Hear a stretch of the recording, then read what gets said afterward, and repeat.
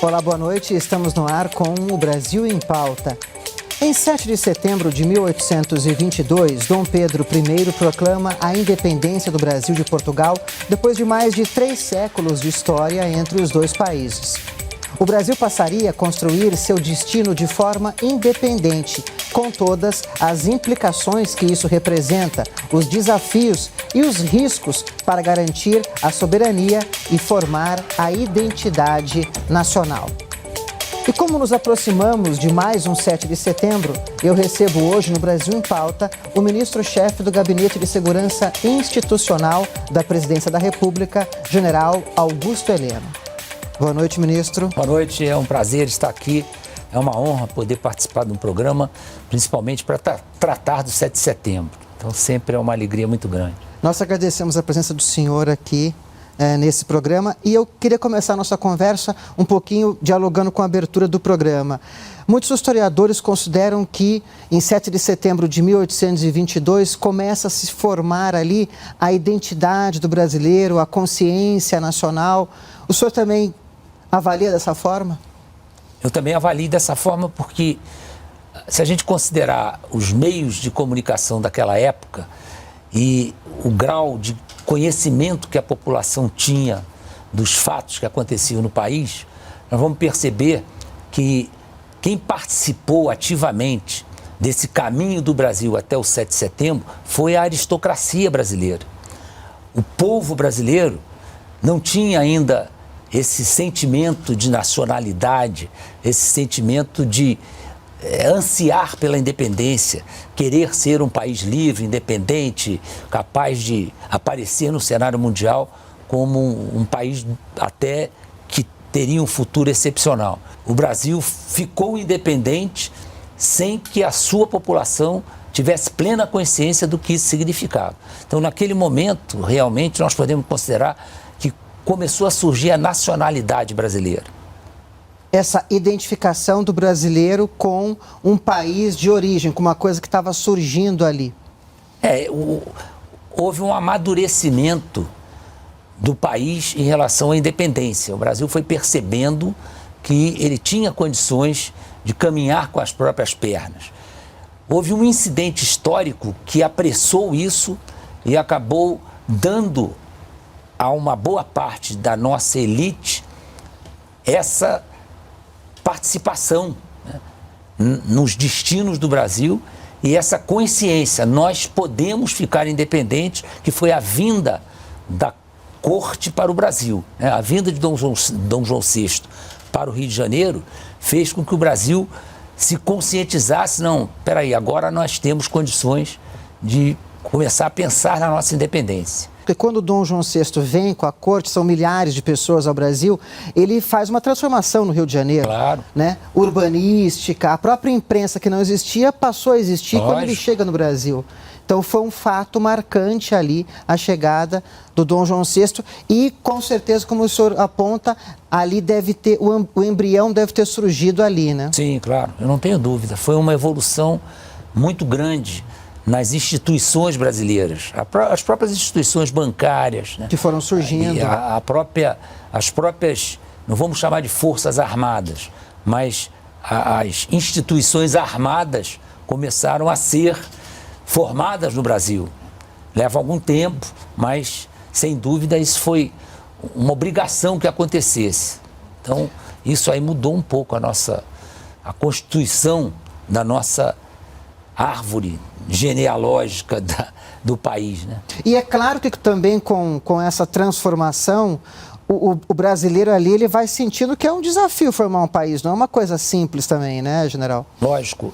E aí vem um dado muito interessante que nós devemos à colonização portuguesa. Pode reparar que a América Latina é toda fragmentada. E Portugal conseguiu manter um país de dimensões continentais, de diferenças marcantes do ponto de vista geográfico, do ponto de vista climático, do ponto de vista da própria população, conseguiu manter esse país todo unido. E ainda foi ampliado posteriormente com conquista dos portugueses e determinações dos portugueses. A visão do português, principalmente na época do Tratado de Tordesilhas, é algo sensacional, né? Nós temos que agradecer ao português a colonização do nosso país. E com uma língua unindo esse país tão diverso, Outra que também coisa é uma coisa... fenomenal, porque... Uma mesma língua, né? E não só a mesma língua. As nossas instalações na fronteira, principalmente na fronteira norte do Brasil, estão muito mais perto dos centros de poder de países de língua espanhola do que do centro de poder do Brasil naquela época. Até hoje. Que era o Rio de Janeiro, Recife, Bahia. Mas eles conseguiram, é uma visão espetacular do ponto de vista geográfico e político, a instalação dos fortes portugueses para garantir a posse do Brasil. Ela permitiu também que nós tivéssemos o idioma português no Brasil inteiro. Isso é um fenômeno, se a gente parar para pensar, são 8.500.000 quilômetros quadrados. E o português conseguiu, distante do seu centro de poder, manter o português como idioma falado no Brasil inteiro. Agora, antes da gente entrar no papel das Forças Armadas, né, que o senhor é do Exército Brasileiro, teve uma carreira brilhante no Exército Brasileiro, essa brasilidade do brasileiro surge ali no 7 de setembro? Será que como um embrião já surge ali alguma coisa? O que nós temos hoje vem dali, o senhor acha? O 7 de setembro é um marco, né? Exatamente por ser considerada a data da independência. Mas se é um processo histórico, claro. Isso. E se nós formos procurar na história, levou algum tempo para que se consolidasse essa independência. Levou pelo menos uns 20 anos para que nós conseguíssemos nos livrar das ameaças a essa independência. Inclusive tropas do exército português que estavam no Brasil e que se prontificaram a defender a posse da terra para Portugal. Mas o brasileiro foi firme, não aceitou. Dom Pedro I teve um valor muito grande nisso aí. E a partir daí, nós fomos consolidando essa nacionalidade de eu sou brasileiro, é a minha terra, eu tenho um hino, tenho uma bandeira e vou começar a me afirmar no mundo como um país independente e soberano. Isso é muito importante. E a gente percebe que o Brasil, ele conseguiu rapidamente passar aos seus filhos essa sensação, né, de nacionalidade. Isso é muito importante na formação do Brasil. É um período longo, né? Nós tivemos, por exemplo, a insurreição pernambucana. O século XIX foi determinante. Determinante. Né? E nós tivemos a insurreição pernambucana contra os holandeses, bem antes, né? Eu ia comentar isso com o senhor. Pois é, a insurreição pernambucana foi também uma época muito marcante. Agora, a gente tem que entender que os meios de comunicação... Ali o Brasil era uma colônia ainda, em 1648. Né? E saiu dessa situação para uma situação de ter que brigar pelo seu território com um país muito mais desenvolvido e que nós conseguimos vencer. E foi a primeira vez que houve essa união do negro, do branco e do índio para defender o território brasileiro. E isso ficou marcado, lógico, né? Nós até temos o Dia do Exército, é comemorado no dia 19 de abril, Guararapes. A Batalha dos Guararapes. Da Batalha dos Guararapes, que, na verdade, não existia ainda o Brasil como país independente. Como país independente. Então isso é uma coisa espetacular, né? Ter havido Alguns historiadores apontam o nascimento do Exército nesse episódio. O Dia do Exército é 19 de abril, né? Uma figura marcante também nessa consolidação do Brasil no século XX, ainda no Império, foi Duque de Caxias, não, ministro? Sim, mas o Duque de Caxias já foi uma personalidade, a primeira personalidade bélica do Brasil, que se afirmou ao longo da guerra. Isso aconteceu em virtude das ambições dos nossos vizinhos. Sim. Nós começamos a enfrentar seguidas guerras e foram surgindo os heróis que até hoje são consagrados aí, principalmente nas organizações militares, né? Cada arma tem seu patrono. Caxias é o patrono do Exército, Osório é o patrono da cavalaria, Sampaio é o patrono da infantaria. Todos eles são oriundos da Guerra do Paraguai.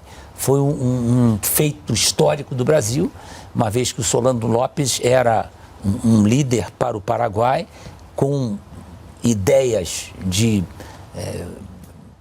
expansionistas, né? Queria fazer do Paraguai um país muito maior. E se o Brasil não tivesse realmente enfrentado o problema, não sei qual seria a organização territorial da América Latina hoje. Mas essa época foi uma época de afirmação da instituição militar no Brasil.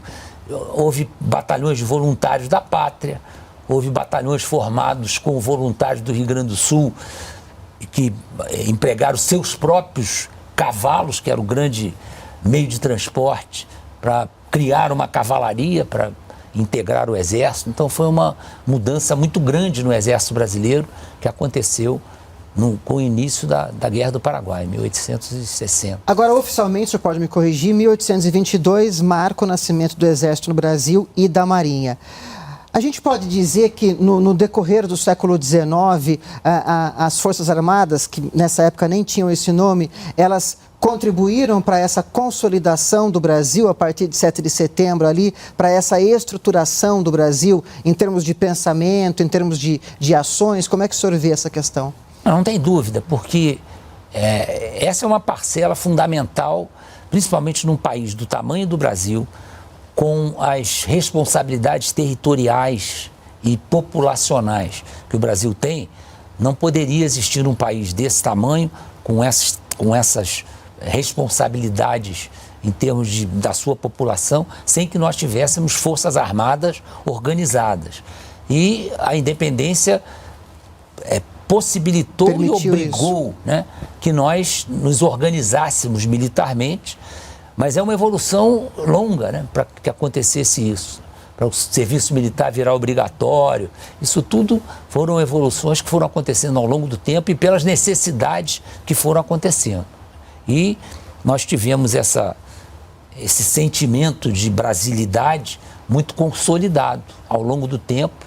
E a nossa participação na Segunda Guerra Mundial, que às vezes nós não damos o valor devido, mas foi uma participação muito importante e foi fundamental. Quando surge a aeronáutica, né? A terceira força. Né? Por força do aparecimento do avião na Primeira Guerra Mundial. Sim. Então a aeronáutica foi produto de evolução do meio de combate, né?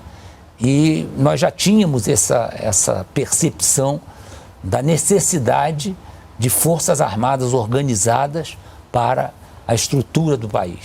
Tá bom. Vamos para um rápido intervalo e voltamos daqui a pouco com o general Augusto Heleno, ministro-chefe do Gabinete de Segurança Institucional da Presidência da República. O assunto é o 7 de setembro. Não saia daí.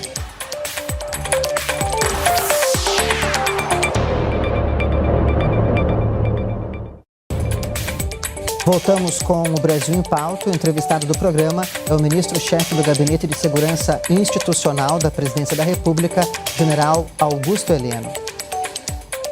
Ministro, temos 4 símbolos nacionais, né? O hino nacional, a bandeira nacional, o brasão da República e o selo nacional.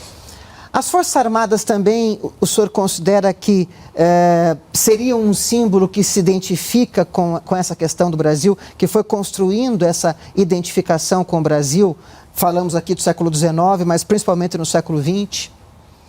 Não, sem dúvida, as Forças Armadas são uma instituição nacional, permanente e que zela por esses símbolos nacionais. O nosso soldado, a primeira coisa que ele faz quando chega ao Exército é o juramento à bandeira nacional, né? Defender com o sacrifício da própria vida.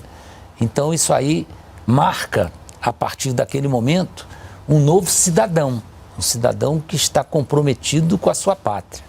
Então o Exército tem essa característica. Nós somos, talvez, quem mais zela pelos símbolos nacionais. Não são propriedade das Forças Armadas, não, são propriedades do povo brasileiro. Mas as Forças Armadas, por suas características, pelas solenidades que participa, ela é uma propagandista fiel dos símbolos da República.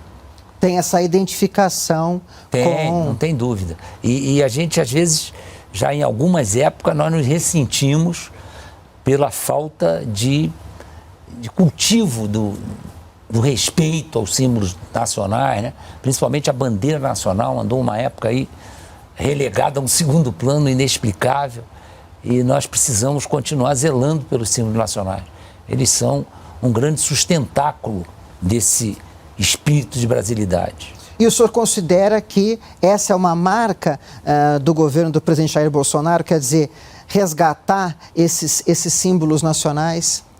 Eu acho que sem essa intenção explícita de resgatar, mas o fato de trazer os símbolos nacionais de novo para praticamente todas as solenidades que se comparecem, inaugurações que acontecem, sempre a solenidade começa com o canto do hino nacional. E uma coisa que a gente percebe, fica exteriorizada, é a maneira como as delegações esportivas do Brasil se comportam hoje em relação ao hino nacional. Os próprios times de futebol, que muitas vezes o camarada continuava se aquecendo no hino nacional, hoje a gente percebe que há uma consciência que foi até espontânea e que já trata o hino nacional de uma outra maneira, né? Os jogadores já botam a mão no peito, quer dizer, é a forma correta. Cantam o hino. Cantam, sabem a letra do hino.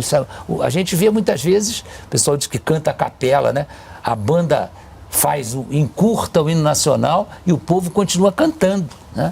Então isso é um sinal muito claro desse patriotismo e é emocionante, né? A gente percebe que há uma entrega do cidadão ao hino nacional.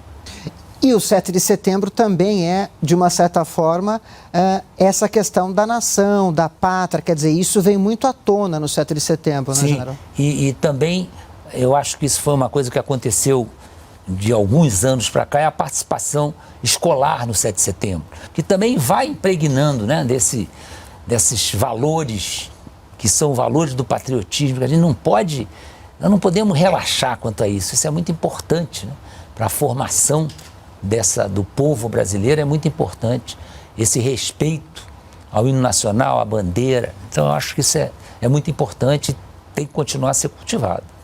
Aqui na TV Brasil, nós acompanhamos o número 7 de setembro. A gente até brinca que o 7 de setembro aqui é o carnaval da TV Brasil, né? Pela importância desse fato histórico. E aí a gente acompanha as pessoas que vão ao desfile ali na Esplanada. Infelizmente, no ano passado, nesse ano, não teremos por conta da pandemia. Mas as pessoas, elas se identificam muito com as Forças Armadas e com o desfile em si, né? Os equipamentos militares que são mostrados ali. O senhor considera que essa identificação das pessoas com as Forças Armadas também é porque as pessoas entendem que as Forças Armadas, elas cuidam da soberania nacional, da defesa nacional, da inviolabilidade das nossas fronteiras? Isso também faz parte do povo brasileiro, né? Esse entendimento. E principalmente porque isso é um ponto muito importante. As nossas Forças Armadas, elas não são elitistas. Eu fui comandante da Escola Preparatória de Cadetes em Campinas. Para lá vão atualmente os jovens que desejam ser militar. Lá hoje funciona o primeiro ano da Academia Militar das Agulhas Negras. Mas era uma escola que chegou a funcionar com 3 anos do ensino médio. Foi uma evolução isso, passou a funcionar com o primeiro ano da Academia Militar das Agulhas Negras. Eu uma vez recebi uma equipe de um órgão de imprensa querendo saber como ia ser o meu comportamento em relação às cotas. E eu fiquei surpreso que eu não tinha preocupação com relação às cotas. Mas quando eu conversei e percebi aonde que eles queriam chegar, eu levei-os para assistir o almoço da escola e liberei. Os alunos entravam em forma antes de entrar no refeitório e eu liberei. Quando estavam em forma, eu falei, olha, vocês têm 20 minutos para conversar com quem vocês quiserem. Depois a gente fala de cota. Aí eles percorreram, falaram com um monte de aluno. Terminaram os 20 minutos, eu disse, por favor, agora tem que fazer o rancho funcionar porque os meninos têm aula de tarde. Eles falaram para mim, nós vimos que o senhor não tem problema de cota. Eu falei, claro que não tem problema de cota. Isso aqui é absolutamente o retrato do Brasil. Eu tenho todos os tipos, todas as cores, todos os gêneros, então eu não tenho esse problema, né? Nunca me preocupei. Sempre com funcionou cota. como uma inclusão social. E nunca precisei me preocupar. o próprio concurso fazia esse papel e era absolutamente notória a participação de toda a sociedade brasileira. Então isso aí de muito tempo para cá. Então o Exército tem um perfil papel social, né? Ele tem um perfil de muita igualdade entre os brasileiros, né? Eu tinha vários alunos da Escola Preparatória de Cadete, filhos de cabo, de sargento, e isso aí nunca passou, nunca veio à minha cabeça, aquele ali é filho disso, filho... Não interessa, aquilo ali é o primeiro ano da formação dele e não interessava a origem, ele estava ali pelos seus méritos e era isso que ia funcionar ao longo da vida, né? Então nós temos, essa semana mesmo encontrei um general de divisão, e ele era o engraxate onde se guardava os paraquedas na Brigada Paraquedista. Aí gostaram dele, alguns oficiais começaram a patrocinar o estudo dele e ele chegou a general de divisão. E há vários casos desses, vários casos de gente humilde que vem para o Exército e esse tratamento igualitário é histórico no Exército, é uma coisa que a gente leva muito a sério. No Exército, na Marinha e na Força Aérea. Então, não existe nenhum preconceito que possa nos afastar desse princípio que é meritocracia e todos são iguais. Então isso aí faz com que a participação da sociedade brasileira junto às Forças Armadas seja muito próxima. Elas se sentem próximas das Forças Armadas. Isso não acontece em todos os países do mundo, mas no Brasil isso aí é notório, percebido com facilidade. E o senhor acha que a confiança que a sociedade brasileira tem nas Forças Armadas também bebe nessa fonte? É claro, eu acho que isso vem desse entrosamento, né, entre a família brasileira e as suas Forças Armadas. A gente tem sempre um parente militar, que a gente sabe a história, sabe que não houve favorecimento, que não houve nada disso, é pelo mérito do indivíduo. Isso é muito importante, eu acho que isso é um pilar da formação do Brasil, da nacionalidade brasileira. E também esses pressupostos constitucionais são bem marcantes nas Forças Armadas, né? A defesa nacional, a soberania nacional, sim, a questão da segurança das fronteiras. Nós aprendemos isso, né? Nós não ficamos só em ouvir falar, né? Isso nos é ensinado, nos é cobrado e nós temos participação efetiva nisso aí, nesse tipo de atitude em relação ao país. Nós temos participação nisso. E transmitimos e buscamos transmitir não só para os nossos militares, como também para a população civil, para a sociedade essa valorização dos aspectos constitucionais, né? Da liberdade, da igualdade. Isso aí é muito importante. 2022, 200 anos de independência do Brasil. Quer dizer, o ano que vem... simbolismo aumenta mais ainda, não é? Já temos muita gente pensando nisso, sabe? Já temos alguns historiadores, alguns apaixonados por esse tipo de assunto que já estão tratando de fazer dos 200 anos de independência uma festa histórica para o país. Merece, né? Nós temos que ter muito orgulho do nosso país. Nosso país é privilegiado, né? Do ponto de vista de natureza, né? Da própria população que abriga. As riquezas, né, que nós temos. As riquezas de que dispõe, né? A nossa formação ao longo do tempo. E nós temos que ter um orgulho muito grande de ser brasileiros. E a gente transmite isso, né? A gente percebe, por exemplo, os nossos imigrantes são totalmente integrados na população brasileira, né? Não são... parcelas não são excluídos, que ficam completamente excluídas do dia a dia da sociedade e não se sentem, em momento nenhum, partícipes das atividades do país. Aqui não. Aqui os imigrantes se integram totalmente e talvez seja um dos poucos lugares do mundo, até como você disse, eu já vivi em outros países. Sim, né? o senhor tem Já vivi no Paraguai, já vivi no Haiti, já vivi na França. Mas aqui a gente percebe que o estrangeiro... Uma integração muito maior. Com 2 semanas ele está integrado em Copacabana, senta no barzinho, pede chopp, não sei o quê. A gente tem uma capacidade de abrigar impressionante, né? O Brasil é um país que é pródigo em receber e passar esse sentimento de simpatia, de acolhimento, de ter o prazer de ter o país visitado e até de virem para cá e se juntarem aos brasileiros. General, muito obrigado pela entrevista. Esperei muito a sua presença aqui no Brasil em Pauta. A gente sempre tentou trazer o senhor. Conseguimos Obrigado. Dessa vez. Muito obrigado. E o assunto é fascinante. A gente fica... É sempre um assunto tratado com muita emoção, né? E eu que sou freguês de 7 de setembro desde que eu tinha 13 anos de idade, aluno do Colégio Militar, comecei a desfilar no 7 de setembro, tenho muitos 7 de setembro da minha vida, e era sempre uma renovação, né, dessa emoção de participar, de se sentir dentro da festa. É sensacional. Pertencendo a esse país, né? É isso. Obrigado, general. Muito obrigado, agradeço muito. Obrigado a todos aí. Obrigado. Eu conversei com o ministro-chefe do Gabinete de Segurança Institucional da Presidência da República, general Augusto Heleno. E se você quiser rever esta ou outras entrevistas, siga as nossas redes sociais ou baixe o TV Brasil Play. Lembrando que a cobertura completa do 7 de setembro terá início às 8 horas de terça-feira aqui na TV Brasil. Obrigado pela companhia e a gente se encontra no próximo programa.